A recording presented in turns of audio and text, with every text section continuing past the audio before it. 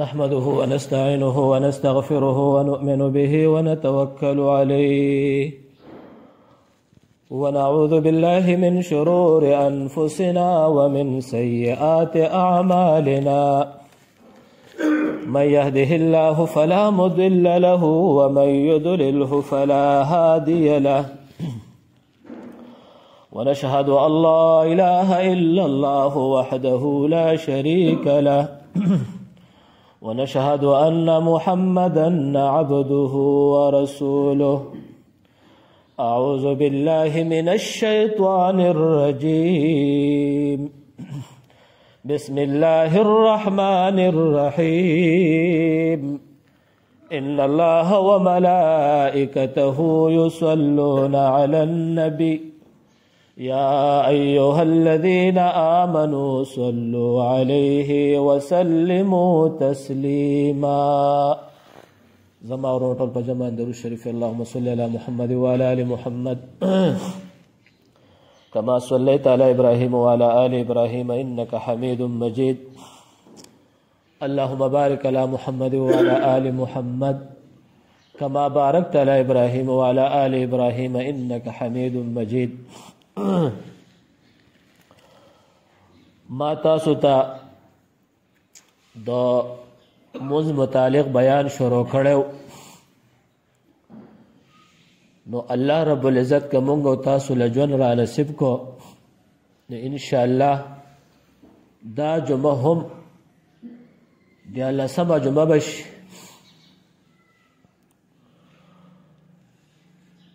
خو مونږه تیر شوی جمعۃ المبارک په ورځ باندې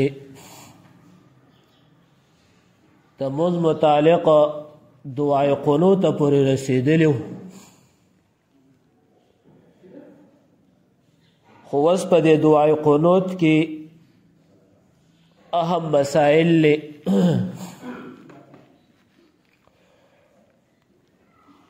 نو نن به شروع ده ان شاء الله چې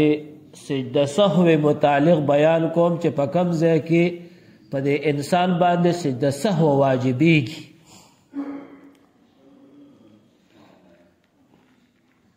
نو به ترتیب په ورزما د به ترتیب مقصد می دا ده زمونږ د یاران دوستان اکثر په دعای قنوت دات پاتش دا مونږ او د مونږ تاسو ټول سره دا ډېر درپېښ راځي او څلور رکعاته فرض یا نفلی یا درې رکعاته فرض وي یا وتر وغیرہ منځ کې قاعده مونږ نه پاتش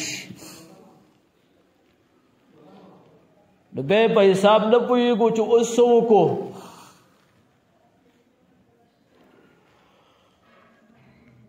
نو د دې په وجه باندې دا موږ سره ډیر زیات په معاشره کې کیږي نو زماز لکه دا اراده و ما ان شاء الله دا تیرا مخ کې کومه ځکه د دې تعلق زموږ د ژوند سره ډیر زیات دی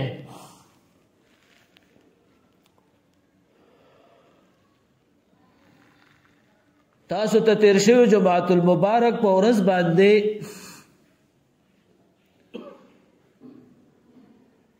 د دعای قنوت ما پر حقیقت بیان کړو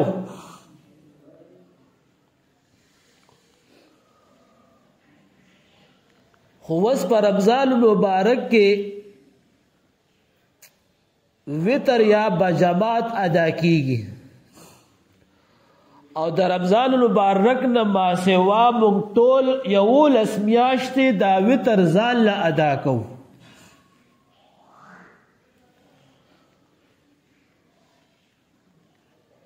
نو کم وخت کې چې یو انسان ځان لمونځ کوي او یا جماعت سره مونځ کوي نو دې کې مسائل دي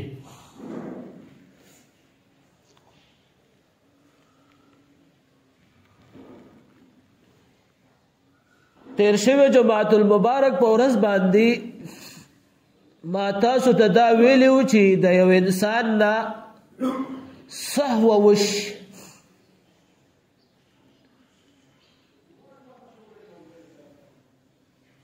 تکبیرۃ القنوت فی الوتر اذا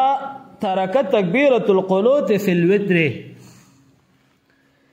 وای کم وخت کې چې د انسان نه تکبیر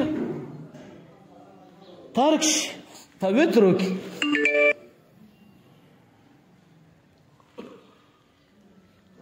نو اوس چې کومه ده دې بس کوي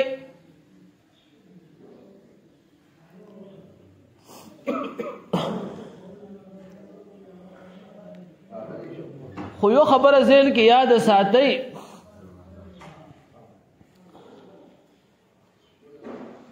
چې سهو په انسان باندې لازمیږي په یو څو صورتونو سره 12 زګونه د سهو دي ښه منځ کې 12 زګونه دي چې اهم زګونه دي بشته زیور تقریبا 27 زګونه لیکلي دي خو 12 زګونه اهم دي چې هغه کې زموږ د ژوند سره د هغه ډېر تعلق دی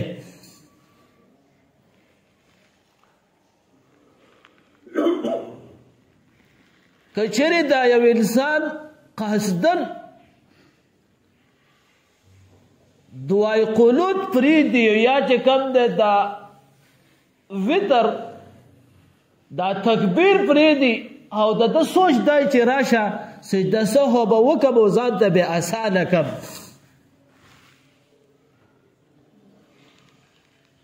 نو ګوره منځه پاسد شو کتابونو لیکلي دي آسمون ګناهګارم شو که قصدن داسې عمل وکړو نو منځه پاسدم شو ګناهګارم شو اعاده د مول په سجده صحو باندې به نه کیږي کدا ډېر سجده صحو وکي ځکه قصدن د عمل کړي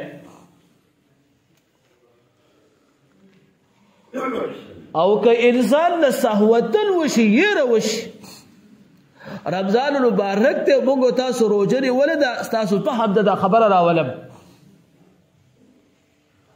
او په سهو رانو بو وسکلې شوي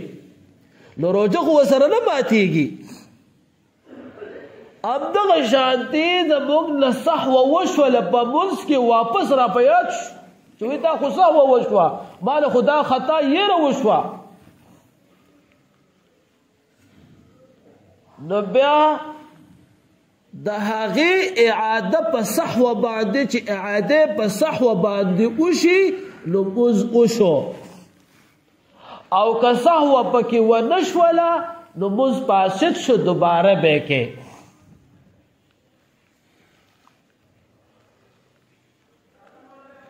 نو کوم وخت کې چې زموږ نه په وترو کې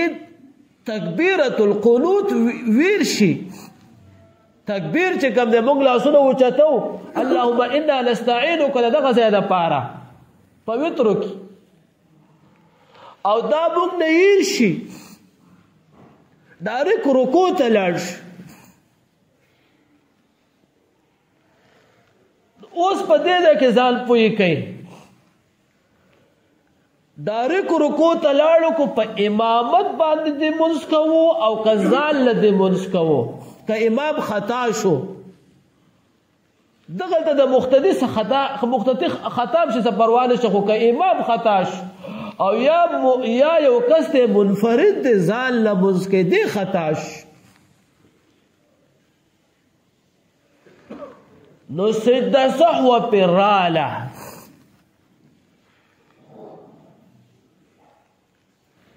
سجده صحوه پر راله او سجده صحوه بکی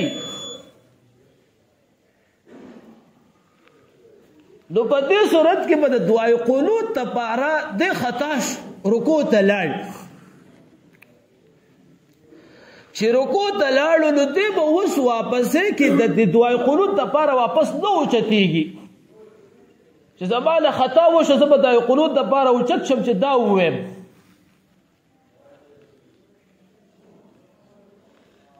ځکه اوس دلته کې رکوع فرض ده او تکبیرۃ القنوت چې کوم ده او قرات القنوت دا واجب ده نو د فرایضو نه به واجباتو ته واپس نه ځې.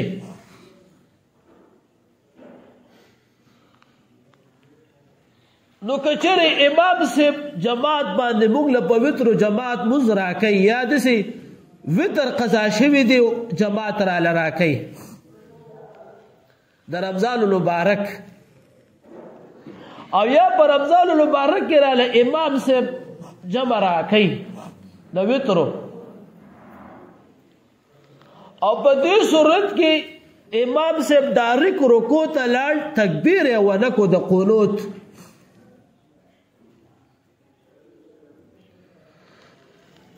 نو په ده باندې سجده سهو واجبه شوه. سجده سهو به دې کوي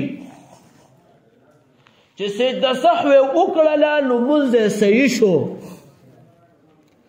او که سجده سهو یې ونه کړله نو لمونځ یې فاسد شو، دوباره به بیا لمونځ کوي. دا یو مسله شوه. دویم نمبر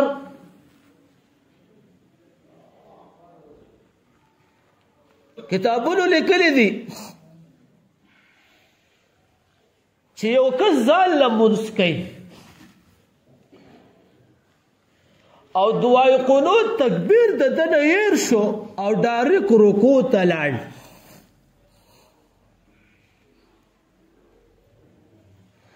او دته په رکوع کې رایات شو چې وایي ما نه خو تکبیر د قنوت هیر شو،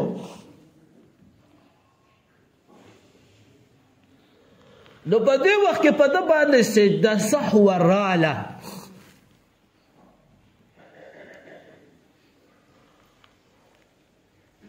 خو اوس دې صورت کې ځان پوه کوي، دا منفرد دی ځان له لمونځ کوي. که چېرې یو سړی وایي چې زه دې خامخا د دعای قنوت وویمه، شوق مې دی، الفاظ رانه پاتې نشي،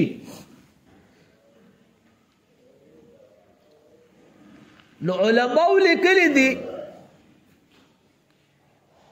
چې دې رکوع وکړي او د رکوع نه واپس قیام وکړي، واپس د رکوع نه واپس قیام ته لاړو، نو دې ځان له دوباره د رکوع نه بعد تکبیر دې وکړي، غوږونو ته د لاسونه اوچت کړي، ځان له لمونځ کوي او دعای قنوت ته ووایي او بیا د سجدې ته لاړ شي.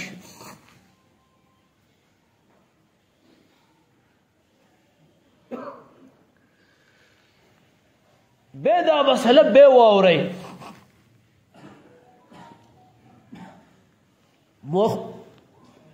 یو کس دی منفرد دی، زنانه د سړی دی، مونځ کوي،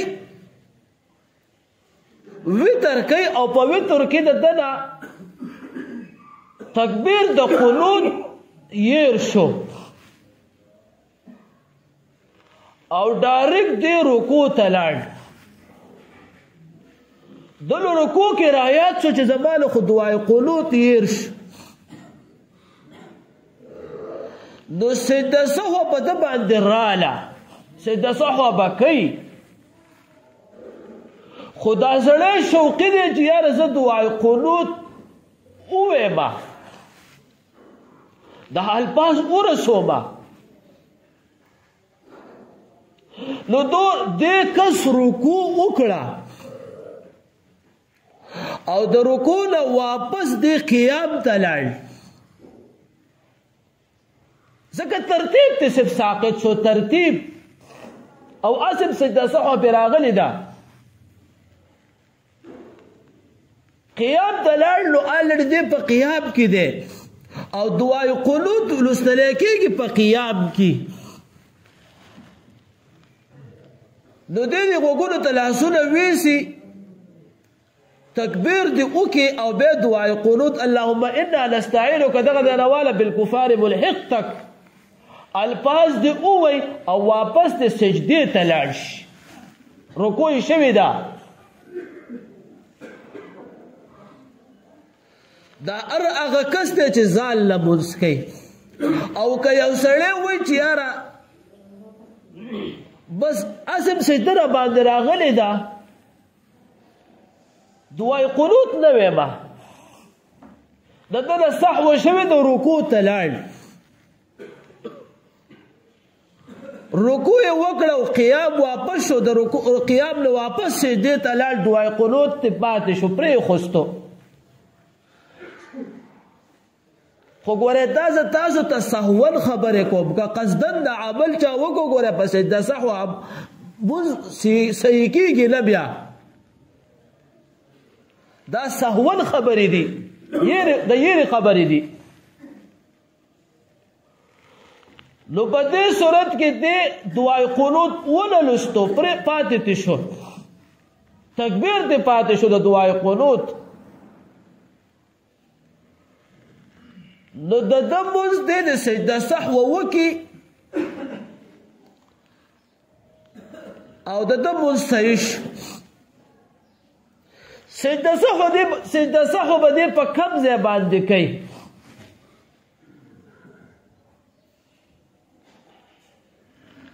د التحیات نه به دې مونځ ووایي په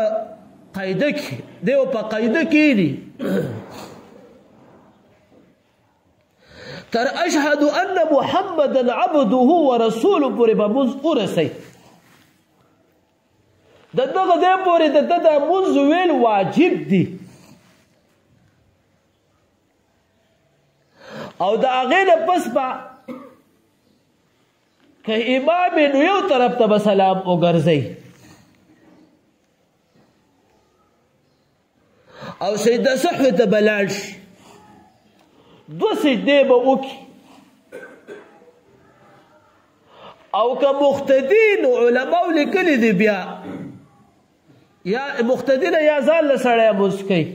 ځکه دا مقتدي خو د امام تابع دی ځان له مونځ کوي درې صورتونه دي او په درې واړو فتوا ده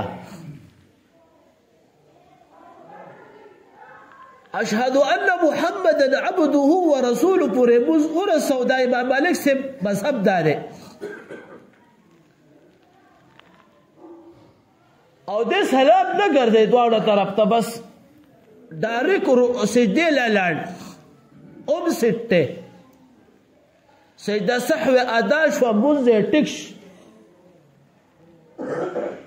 او دې ځان له مونځ کوي یا یو طرف ته د سلام وګرځو یو طرف ته سلام وګرځو بیا سجدې ته سجده سهو دپاره لاړ او یا دواړه طرف ته سلام وګرځو او بیا سجده سهو ته لاړ خو راجح پکې دا دی چې یو طرف ته سلام وګرځئ ښی طرف ته او د هغې نه پس بیا سجدو دپاره لاړ شو سجدې وکړي لمونځ یې ټیک شو دا سوال په موږ باندې ډېر کېږي یو سړی دی سجده سهو مې په مونځ کې راغلی ده پرون هم رانه دا سوال شوی پرون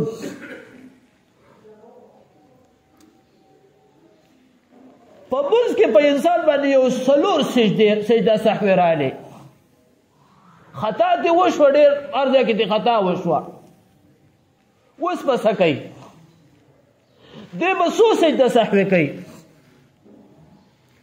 نو ګورئ چې د ده نه لس پیرې د سجده سهو خطا وشوه نو ګورئ په ده باندې یو پیره سجده سهو ده د دې لسو خطاګانو یو سجده سهو ټول مونځ پې سټ شو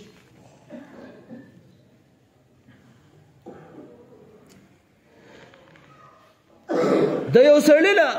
ځان له مونځ کوي یا امامت کوي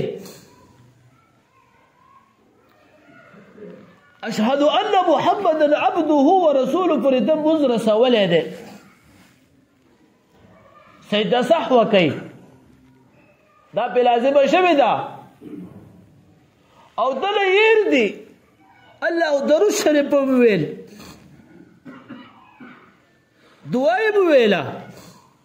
بیا ورته رایاد شو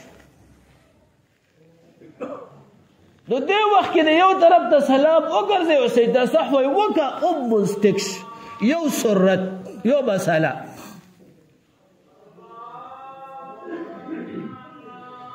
دویمه مسله دا ده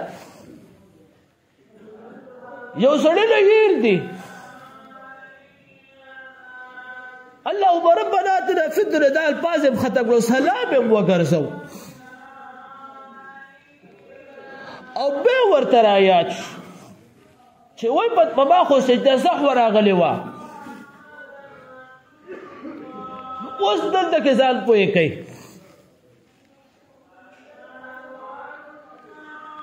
که چېرې دې روح د قبلې نه نو اړولی روح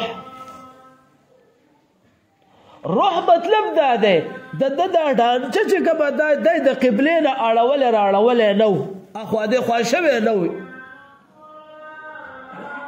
یوه دویم نمبر د چا سره خبرې اترې نه وې کړې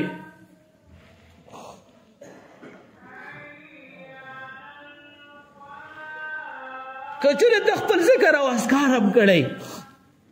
ده ته رایاد شو چې وایي ما نه خو سجده صحوه یېره وه نو علما لیکي چې ډایرکټ د سجده صحوې ته لاړ شي دوه سجدې دې وکړي او واپس دې سلام خو الریډي د ده ګرځېدلی یو دواړه طرف ته خو د سلام ګرځېدلی دی سلام خو خبره پاتې نه شوه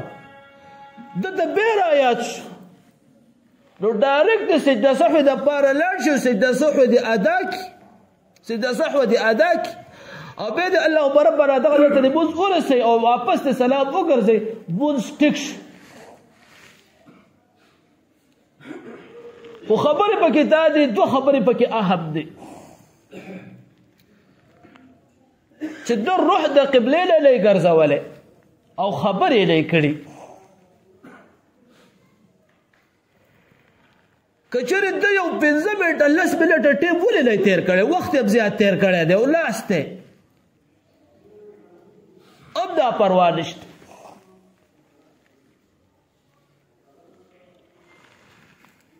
دا د سجده صحوې هغه ځای شو دویم نمبر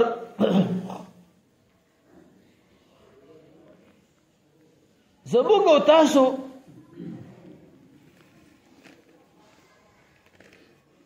تکبیر هم وکړو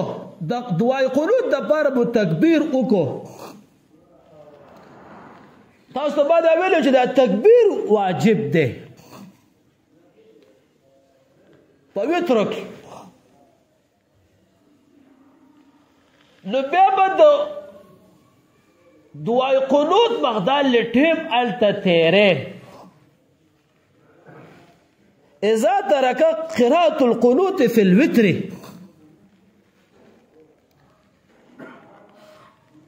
چې تا نه قرات د قنوت د وترو د علماو لیکلي دي چې ته به دومره وخت هلته تیرې که چېرې یو سړی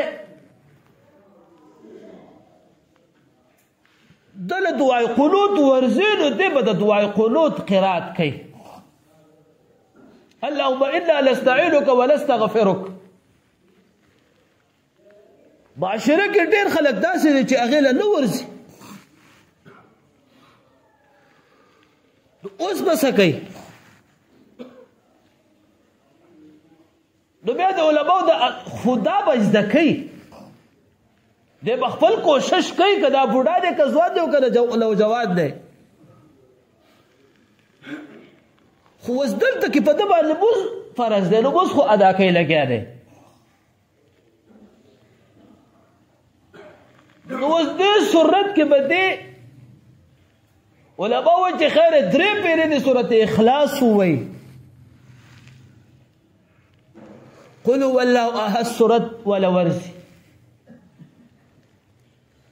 یعنې چې کوم دی داسې بله دعا چې کوم مصنوعي دعا ده کومې دعاګانې چې په قرآن او په احادیثو کې ذکر دي دا دې ووایي خو وقت په تیری ودرېږي به او کتاب نه ورځي د سکوت به ولاړ به کم از کم یو منټ په دې ولاړي چې هغه ټیم برابر شي نو د هغې نه پس به بیا رکو ته راځي او که چېرې چا تکبیر وکړو د دعای قنوت تکبیر یې وکړو او ډایرکټ رکو ته لاړ ټیم یې تېر نه کړ د قرات چې کم ټیم دی هغې تېر نه کړو نو په دې صورت کې په ده باندې بیا سجده سهوه راغله علماو تر دې لیکلي دي چې یو رکن ټیم به دې تېری یو رکن ټیم دې ته موږ وایو سبحان ربي العظیم سبحان ربي العظیم سبحان ربي العظیم دا رکو د رکن ټیم دی 3 پیرې ویل یا انسان پکې 3 پیرې سبحان الله سبحان الله سبحان الله نو دې به د یو رکن ټیم تېری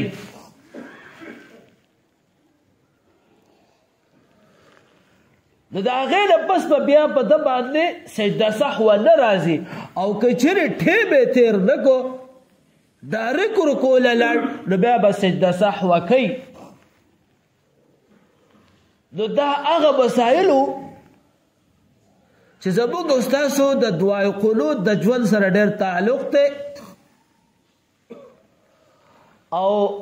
ډېر رانه د دې تپوسونه کېږي وای قاری صاحب وای دعای قنوت رانه هېر شو بعد پکې سجده سهوه مې ونه کړه زه دوباره یې وکړه مونځ دې ونه شو دا وتر ونه شو بعضې وایي سجده سهوه مې وکړه زه بس مونځ دې ټیک شو نو اوس د دې نه پس که تاسو په صحیح غوږونو باندې دا مسله اورېدلي نو انشاءالله تاسو په خپله عالمان شوئ د چا نه تپوس مه کوئ نو الله دې په باو تاسو نه د عمل کولو توفیق را نصیب کړي انشاءالله که خیر و زندگی و ژوند و دویم د تشهد الله التحیات لله والصلوات دغه ځای کې زموږ نه خطا ډېره کېږي نو آینده جمعه که خیر و زندگی و په دغه ځای به بیا خبره کو نو الله دې په تاسو ټول د عمل کولو توفیق را نصیب کړي واخر دعوانا ان الحمد لله رب العالمين